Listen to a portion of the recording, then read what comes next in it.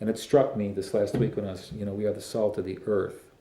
How well am I taking care of the earth? And I'm not talking about throwing chemicals on my lawn so it's greener, just in general, the earth itself.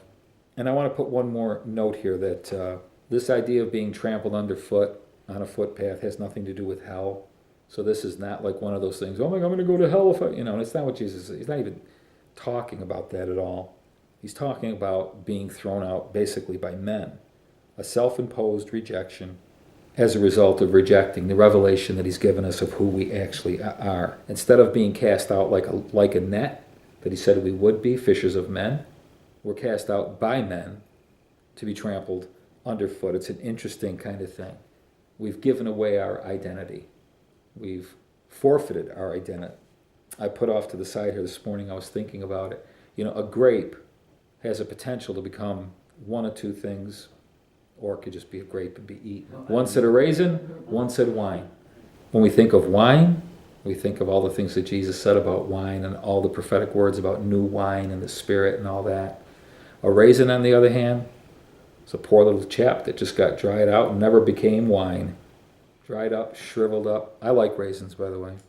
But it does give us a real kind of a picture of the potential of becoming wine and joy, or the potential of this dried up little thing that it looks nothing like what it did when it started as a grape. It could be daunting to feel like, well, it's too late for me because I'm all shriveled up, I'm a raisin, I'm a grain of salt laying on a footpath now, just being walked out, and that's all I've got to look forward to.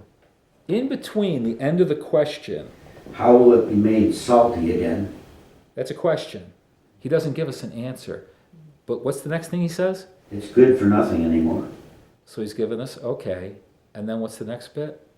Except to be thrown out and trampled underfoot by men. So there's a space of time in there. I don't know if you're catching that, right? There's a space. How will it be made salty again? If we don't have an answer to that, then it's good for nothing but to be trampled on. The question then becomes, Lord, even if it becomes trampled on again, is there a way it can become salty again? See, he poses a question he doesn't answer. And it's very interesting. How will it become salty again? See, those of us who may feel as though we're being trampled on or there's no way out or whatever it might be, it's sort of like that thing with men, it's impossible. How shall we be? With men, it's impossible. With God, all things are possible. In other words, he's not saying that the salt can't become salty again. He's saying if it doesn't, then it's worthless. And he was saying, you're right, I would expect that answer from you. But I'm here to tell, I've got good news for you. I've got seriously good news. Do you remember the Luke 15? We've got the shepherd, if he loses one sheep, a big if. If he loses one sheep, he leaves the 99, he goes out. The woman, if she loses one coin, she searches the house, she does all this until she finds it.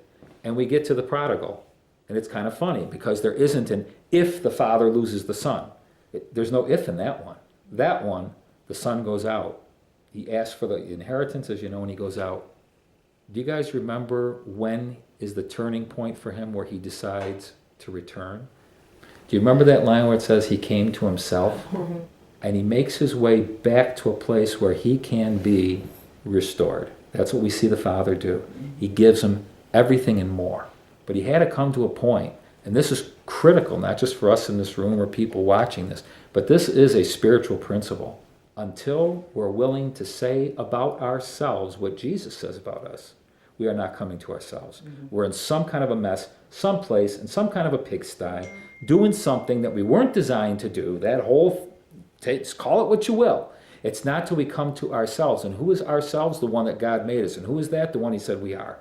You are the salt of the earth. So be the salt of the earth. He's not giving us a to-do list. Now you must go out and do this. That's not what he's saying at all. He's saying the exact opposite. He's telling us what we are so we can just go out and be what we are. And if you be what you are, a lot of things will happen as a result. It's a beautiful picture. How will the salt be made salty again? Well, it needs to be restored. Well, we can't do that, God. I know that. I didn't call you to do that. I might use you, though, to speak salty words to people, words of grace, and remind them of this truth right here. Game's not over.